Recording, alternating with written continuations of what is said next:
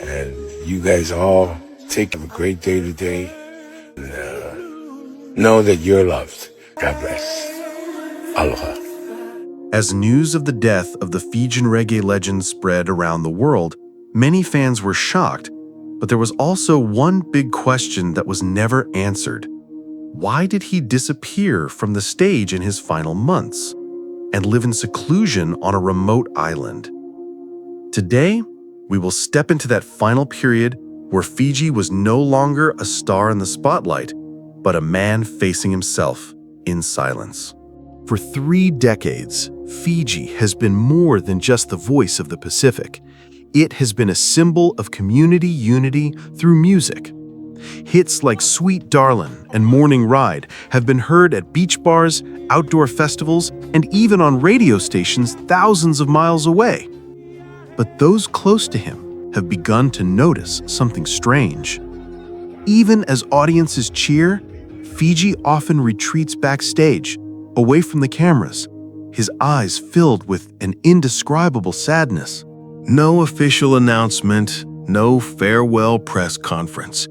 Fiji simply disappeared. One day, fans noticed that his busy tour schedule had suddenly gone blank. His gigs were canceled and his social media accounts went completely silent. Close friends said Fiji had returned to his home island, where he was born, and settled in a small house by the beach. No microphones, no lights, just the sound of waves and wind. The islanders recount that Fiji is seen almost every day walking along the beach at dawn, sometimes carrying an old guitar. He speaks little, just smiles and says hello and continues walking, as if searching for something in the wind and waves. At night, the lights in his small house turn on late, and from afar you can still hear the gentle melodies of reggae. But strangely, they have never been recorded or published. Perhaps it is the music that Fiji wants to keep to himself as his final words to life. One summer afternoon, a few old friends from his concert days unexpectedly came to Fiji's house. They said that when he opened the door, he looked much thinner and weaker than he was used to, but his eyes were still bright and his smile was still warm. The group sat on the porch, chatting for hours, recalling tours, sleepless nights with music, and old jokes. Before leaving, Fiji hugged each of them tightly and said, "Keep singing so the music never stops." No one knew that this was his final goodbye. One calm morning, the waves still gently lapped against the shore as usual. But Fiji's small house was strangely silent. A neighbor stopped by, calling out to him, but there was no answer. When the door opened, he was lying still, his hands resting lightly on his old guitar. No will, no final message, just a page with a few lines of unfinished music and the sound of the ocean wind in the background.